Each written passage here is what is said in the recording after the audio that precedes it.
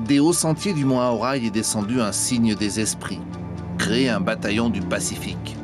Tout est parti le 20 juillet 1940 avec le ralliement à la France libre du condominium franco-britannique que sont les Nouvelles Hébrides.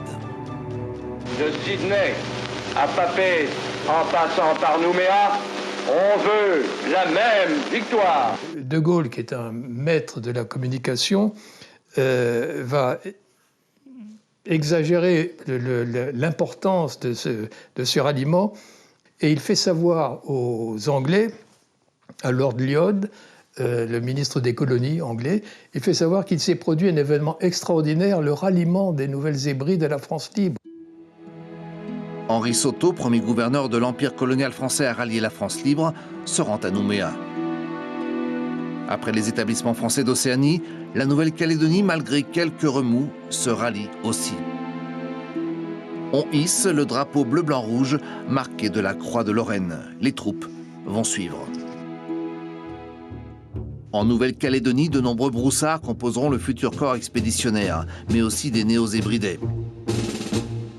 À Tahiti, Félix Broche, jeune capitaine nommé un an plus tôt, va puiser dans les rangs de la compagnie d'infanterie coloniale.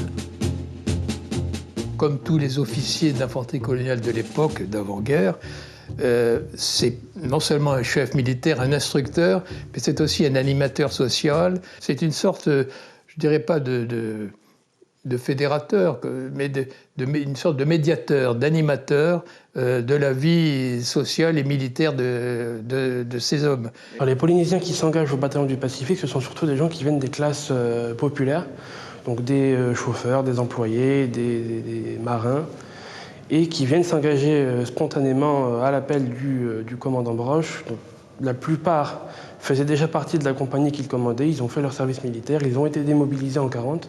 Et la plupart, tous d'ailleurs, ne comprennent pas comment est-ce que la guerre peut se terminer sans qu'eux n'aient combattu. Une des motivations de leur volontariat, c'est effectivement le patriotisme, mais aussi ce goût de l'aventure, puisque la plupart n'ont jamais quitté l'Océanie avant.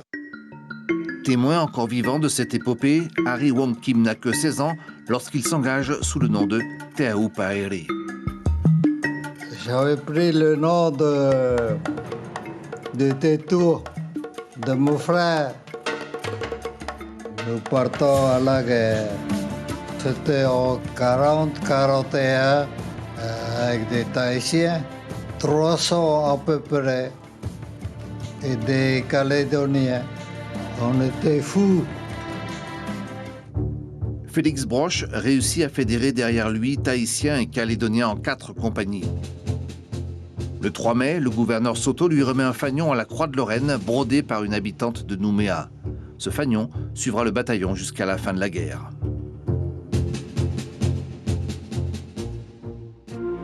Le 5 mai à 10h, les Calédoniens rejoignent les Tahitiens, déjà embarqués à bord du Zeelandia. Dernier adieu. À 14h, les amarres seront larguées, direction l'Australie, puis la guerre. L'information en continu sur Polynésie la première, Internet et réseaux sociaux.